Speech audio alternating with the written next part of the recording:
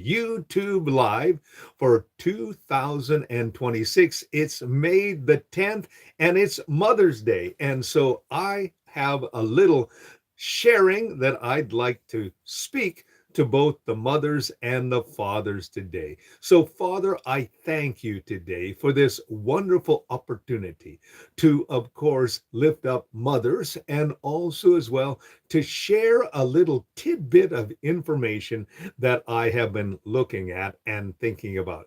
First of all, I want to thank every single mother and the wonderful blessing that they have been, and especially in so many families. I will first and all acknowledge that my wife has been a wonderful mother and role model, of course, for our family. Um, my children, for example, it was kind of neat to watch my daughter yesterday come into the house with all these different Mother's Day gifts. Now, it was interesting that she actually brought into our house a couple of, beautiful clocks, wooden clocks. One of the clocks was actually made up in the pages like a Bible.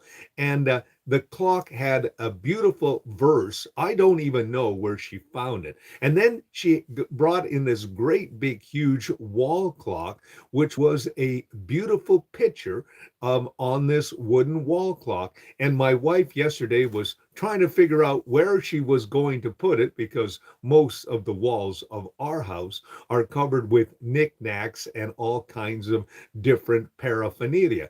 But what that showed me was the fact of how important mothers really are. I fully admit that my wife is the linchpin or the anchor of our home. And she spent most of her years as a mother. We were able, now this is a real blessing. This doesn't often happen, but my wife was actually a stay home mom. And we were able to, of course, raise our children on a single income. Now, that was, of course, a real blessing. And so, because of that, she was able to, invest her time in our children. Now, my wife, of course, did have a secondary position. She was a piano teacher. And so that just brought a little bit of extra income into our home. And it allowed us to, of course, be able to have our children, raised up in a different atmosphere than most people. Now, both my wife and I did not come from a healthy family background. So both of us made a determination that we were going to have a healthy family and it was going to come from us and from us, making certain sacrifices and making certain decisions concerning our children. I remember, for example, when I was in my first church and I was working very hard at, getting this career going so that I could, in my mind, supply for my family. But one day I came home for noon to have lunch. Now would not been my habit. And so I came home and all of a sudden my son, who at the time was probably a year, maybe 2 years old, and he said, "Hello, Pastor Daddy." And it hit me right between the eyes. I said, "I'm not Pastor Daddy, I'm your dad." And then I sat down for lunch and I had a revealing conversation with my wife. I said, "Am I spending too much time in my vocation in the church?" She said, "Yes, you have." And so my son was associating me with what I was doing and also who I am. Now, that often happens with men because in the psyche of men, we are, of course, wired to be protectors and providers. So, in my mind, I was fulfilling exactly my role as a father and also as a protector. But what had happened was I had lost the balance between the two. And that can happen.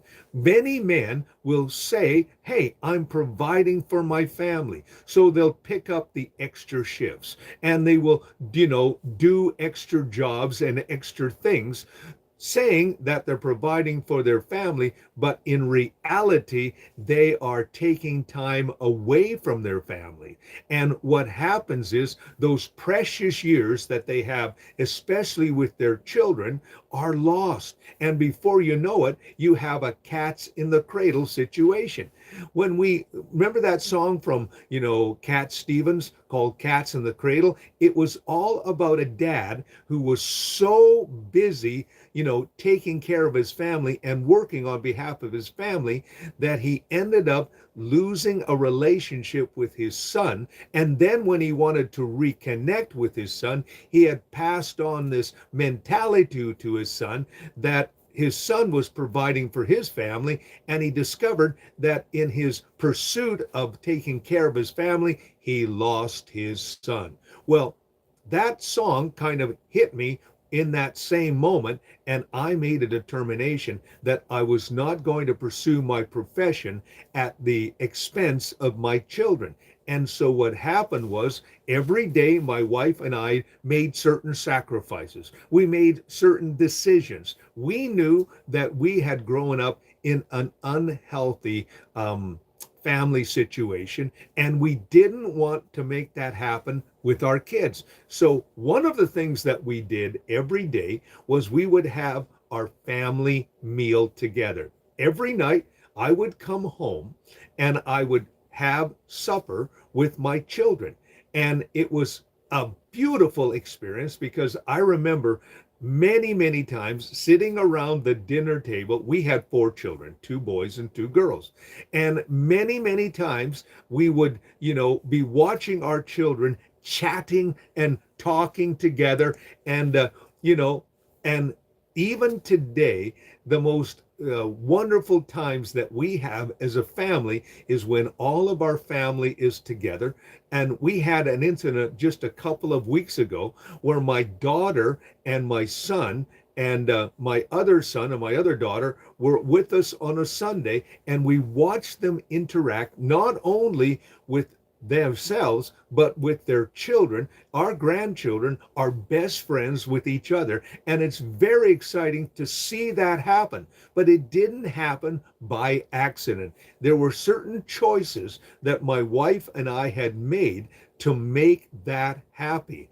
And we need to recognize that, a healthy family comes from us. It starts from the inside out with certain decisions that you're going to make, where you say to yourself and to your situation, we are not going to have a marriage like what we saw portrayed in front of us when we were growing up. And it takes real discipline. It takes real communication. It takes real effort to change the atmosphere of a home from one of a war zone, one where children feel afraid, to a situation where children feel value.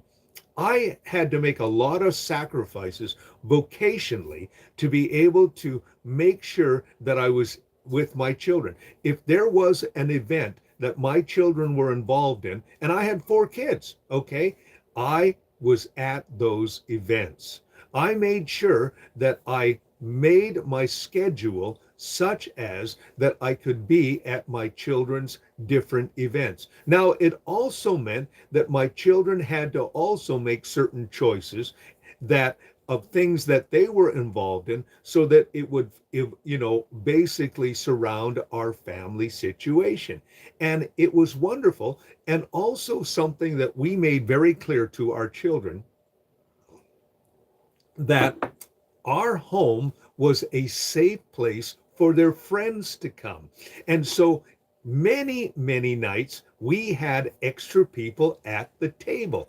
And we had this one particular young lady. Her family situation wasn't so good. So every weekend she was at our house, and she enjoyed being part of our situation. We would often take her to church with us, and it was a highlight of her week to actually spend the weekend with us. Why? Because we had created a certain atmosphere that was welcoming not only for our children, but was welcoming for their friends. Again, there were certain choices that we made. I would often go to the grocery store thinking to myself, okay, who's going to be with us this weekend? And my wife, of course, would plan meals around that. Now, of course, my profession allowed me to be able to do that.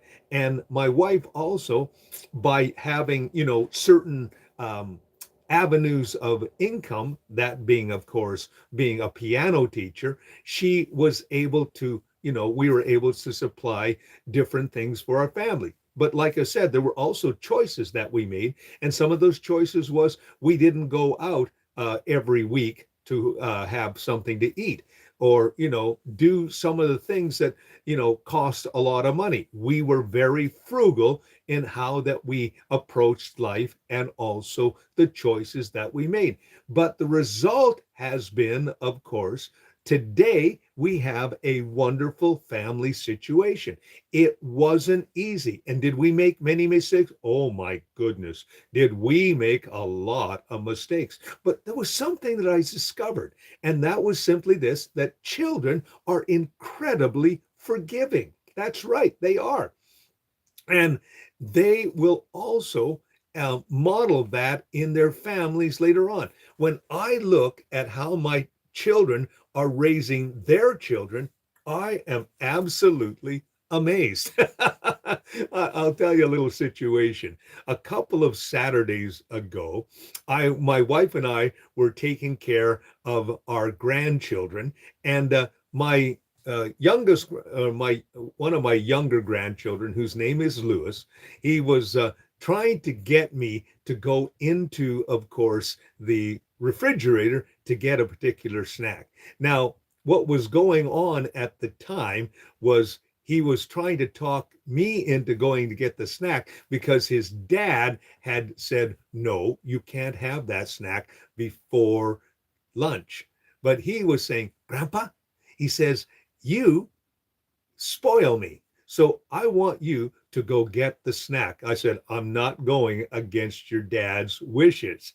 He says, you could do it. My dad won't say anything. And so what he was doing at the time was trying to manipulate me to be able to go get a snack that his father had basically forbidden him to have. My son was basically raising his son like I raised my son. And that was the fact that, when I said my son wasn't able to do something, I stood my ground. But as a grandfather, I don't have to necessarily do that.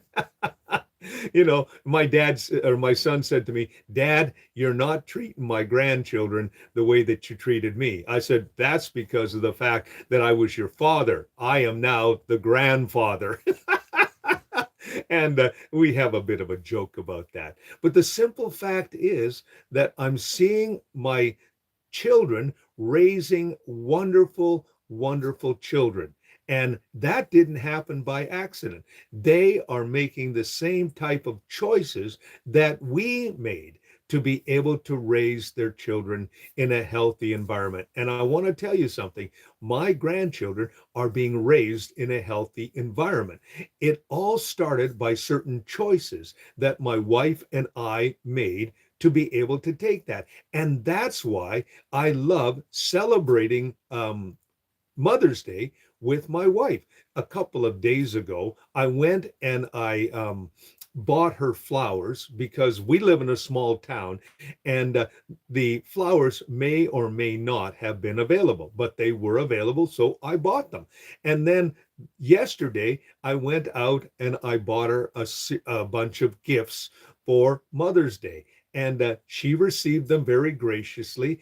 And we are today planning to have a special Mother's Day dinner with her. my son will be there and his family, and my daughter will be there. And of course, they will receive phone calls. My wife will receive phone calls from our other daughter and my other son who live in the city. And it's going to be a wonderful Mother's Day. And my wife is going to feel appreciated and she's going to be valued. It was Solomon who said, a woman who loves the Lord and loves her children are highly valued. They are precious. In fact, they are definitely, more valuable than any bauble or anything that this world has to offer. Why? Because these mothers are going to give unconditional love to their children. And so if you want to have a healthy family, even if you didn't come from a healthy family, it can actually, by the choices that you make, the choices and the things that you bring to the table when you, of course, are having children. My wife and I, we had some long discussions about how we wanted to raise our children when my wife was pregnant with our first child. And we said, okay, there are certain things that we grew up with that we do not want to pass on to our children. And my wife, and of course, because of our faith, there were certain decisions that we made, of course, that were really easy to make. I grew up in an alcoholic family. My mom drank, my dad drank, and there were several members of my aunts and uncles that were alcoholics. They loved their booze. And the one thing that I determined was I wasn't going to be involved in that lifestyle. There were also things that my parents did that I said, you know what? I'm not going to bring that to the table as well. And so what we can do is we can, mitigate the trauma that we grew up with and say, okay, we're not going to pass it down to our children. We're going to give them a different view of family situation. And like I said, did we do everything right? No. We made so many mistakes along the way. But there was one decision that I had made that I had seen not modeled in my parents. And I'll give you an example of that. My mom, when I was 16 years old, caught me smoking. Now, I had smoked cigarettes from the time I was 10 years old. And this is not a good confession, but it was something that just cemented in my mind the type of dad that I was going to be. My mom was an avid smoker, and I used to steal cigarettes from my mom, but also as well, my dad had a habit that every night he would come down about 9 o'clock and he would make his roll own cigarettes. That means that he had a cigarette machine and he would put these papers into his cigarette machine, and then he would put the tobacco in, and then it would roll the cigarette, and then he would take a razor blade and he would cut these cigarettes out and he would smoke these cigarettes. My dad, of course, I often watched him to do it. So what I would simply do is I would take that extra tobacco and that extra cigarettes and I would make myself cigarettes from my dad's cigarette machine. And I would do it on the sly, okay? Not a good confession. Well, I did this from the time I was 6 years old to the time that I was 10. Now, you have to understand, I could get away with it because I smelt like smoke, but it was because my dad and my mom smoked, so they couldn't tell the difference. It was a great situation as far as I was concerned, because I could, smoke cigarettes. I could come back smelling like cigarette smoke because of the simple fact is that my parents themselves smoked. So it was a great situation. But when I was 16, my mom caught me. And she said to me, "You're not supposed to smoke cigarettes." And I said to her, "Mom, you smoke cigarettes." And her answer, well, basically baffled me as a 16-year-old. She said, "Don't do as I do, do as I say." From that moment forward, it showed me the hypocrisy of the situation that I was currently living under. So I made a determination that I wasn't going to be a bad role model or a bad, um, a hypocrite to my children. So it cemented in my heart that I needed to follow through and to live the example before my children. And that's exactly what I tried to do. Did I succeed every time? No. But I did practice something that my children needed to see. And that was when I was wrong and it was pointed out to me either by my spouse or by my children, my hypocrisy, I immediately asked for their forgiveness. I said, I'm sorry. I was a hypocrite. I was not a good role model. And you know what that said to my children? It didn't say that I was, this in this type of individual that was, of course, not flexible at all. It meant that when I was wrong, I admitted it. And my children didn't hold it against me. They looked at it as actually a strength and not as a weakness. And many parents look at that, if they say that they're wrong, or they're wrong, and they'll basically deflect the situation, or do what my mom did. They don't understand that that is actually a strength and not a weakness. It shows to your children that you do make mistakes. It shows to your children that you are human, but you are making the effort to appreciate that that you are trying the best you can. And you know what? As I said before, children are extremely forgiving. They want to have a relationship with you, and they understand right from the very young age that moms and dads do make mistakes. But if mom and dad is willing to admit that they're wrong and to correct the behavior and to be the best example that they can, you know what? Children will look at that as a strength and not as a weakness. And that was a great learning lesson for me, because I remember when I made my first mistake with my son, and he was just a little guy. And I remember walking up to him saying, Robbie, Daddy made a mistake. And he said to me, that's okay, Daddy. And he got a great big smile on his face. He threw his arms around me. And in that moment, that was the moment that I realized that this was an act of love. It was an act of two human beings coming together and admitting that it's okay to be human. It's okay to make mistakes. It's okay to forgive. And it was a powerful moment for me. I realized that my son loved me unconditionally as I loved him unconditionally. And that is the beauty of asking for forgiveness. That is the beauty of releasing pain and trauma and having those moments of love. That is what real connection is all about. Admitting that you're wrong is not a bad thing. It's a great thing, because it's a moment where you can reconnect with an individual and forgiveness flows. And that is a powerful moment. And so here we find ourselves on Mother's Day.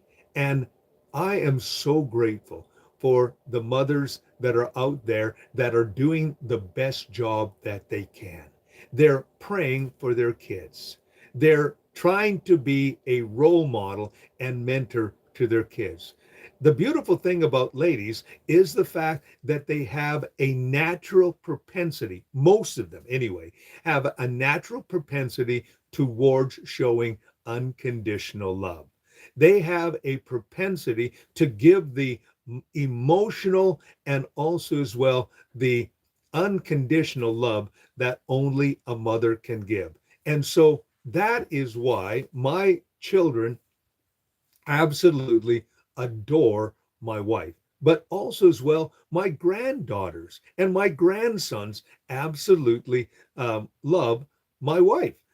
In fact, the last time that our family was together, which was a couple of weeks ago, my 11-year-old grandson, whose name is Judah, asked the question. He says, Grandma, I am coming to stay with you over the summer. Is that okay? And she said, no problem at all. And he had the biggest smile on his face. And then Sarah, who is, of course, one of our other granddaughters, said, don't forget, I'm coming too.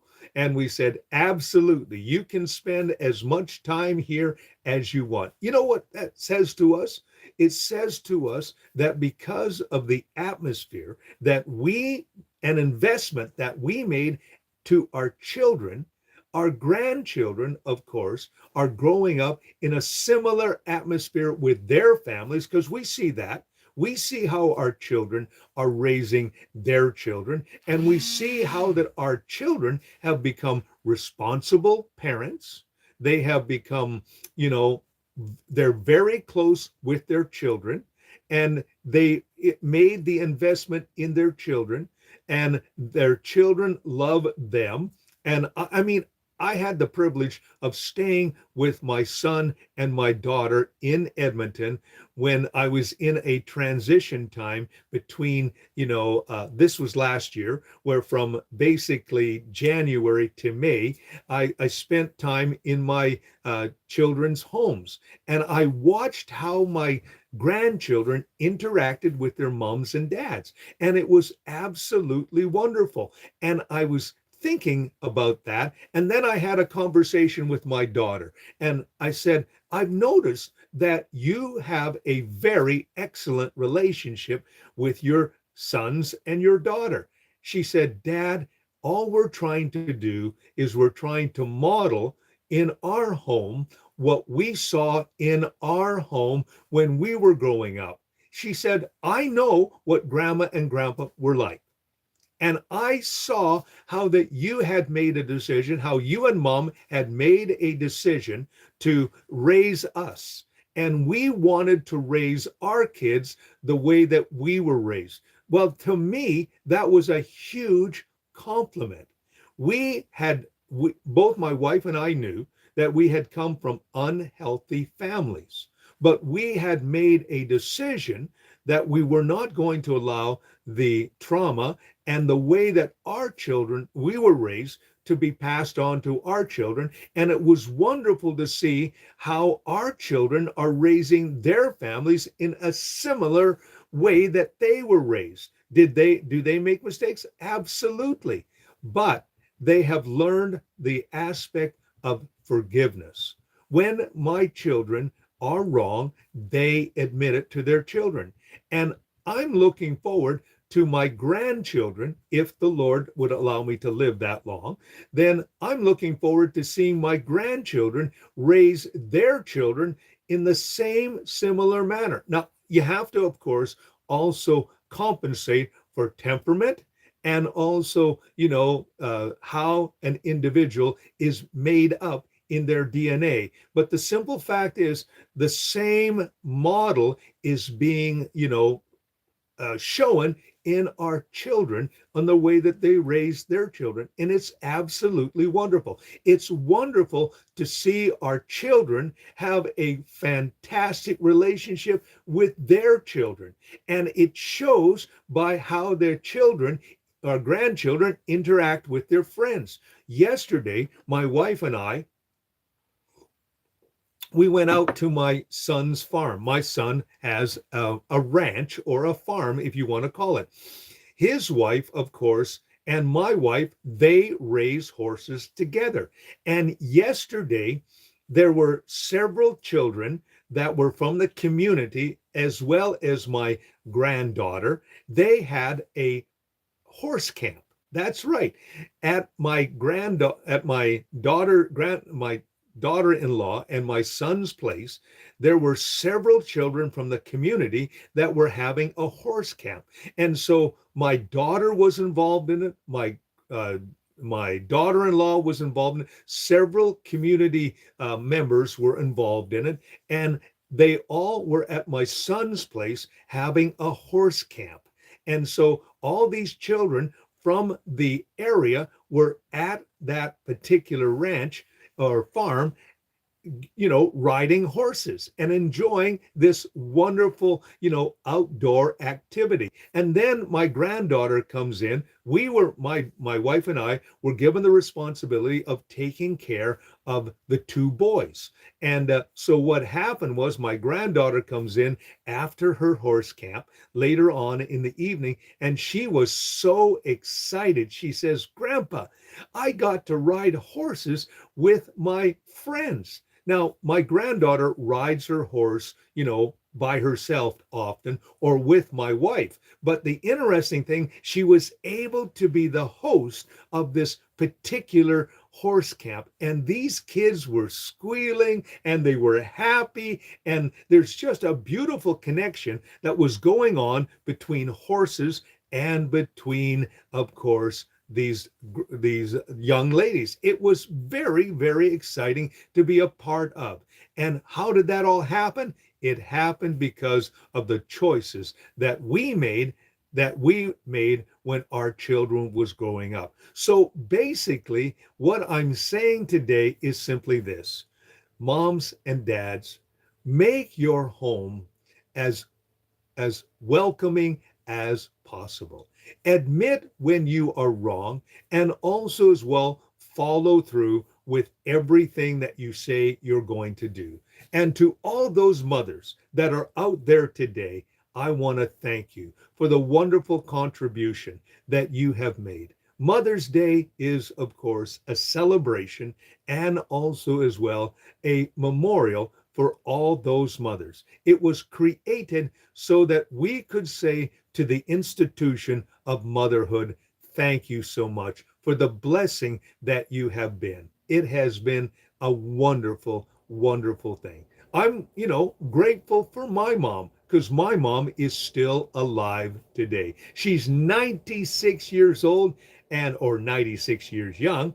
And at the end of the month, I'm going to have the privilege of being able to take her to a medical appointment. And because I have to travel several hours to do that, I get to spend several hours with her. And my mom is incredible. She is 96 years young, but she's mobile. She is, basically living the dream. Now, my mom wasn't an easy person to live with, but now that she's older and a little bit more, I will say, not as capable as doing the things but she's living a very good life, and she's enjoying her friends, she's enjoying her family. And I remember having a conversation with her last time, and she says, "I'm looking forward to living to be 100 years old."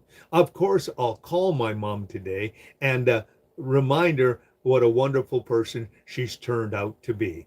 And but she wasn't always that way. So I just want to thank all the moms out there. Thank you for the wonderful blessing that you have been. And today I want you to enjoy your day and also use it as an opportunity to reconnect with your family. Your family wants to honor you today. They want to say thank you for the example, for the blessing that you have been, and the unconditional love that you have given. So to all those moms, thank you today, and have yourself a great day. And do something special for your spouse, or do something special for your mother today. Let them know that they are appreciated and that they are valued. As Solomon said, simply this: a mother who is a godly mother and a good model and role model, they are more precious than any gold or silver or precious stone. They are priceless. So thank you, Mom, and have yourself a great day. To all the mothers, thank you. My name is Robert Dean Steele. You have yourself a great and godly day. And Mom, Dad, can I encourage you to have a home that is not full of trauma, but a home that is a home of healing. Have yourself a great and godly day. And also as well, I want to thank all of you who have become subscribers to my different videos. Thank you for doing that. And also, if you like what you're hearing and seeing, press the like button and subscribe to my YouTube channel. Also, as well, don't forget to check out my YouTube shorts. Every single day, I do a series of videos, and they are short versions of what I do here. Check those out as well, and have yourself a great and godly day.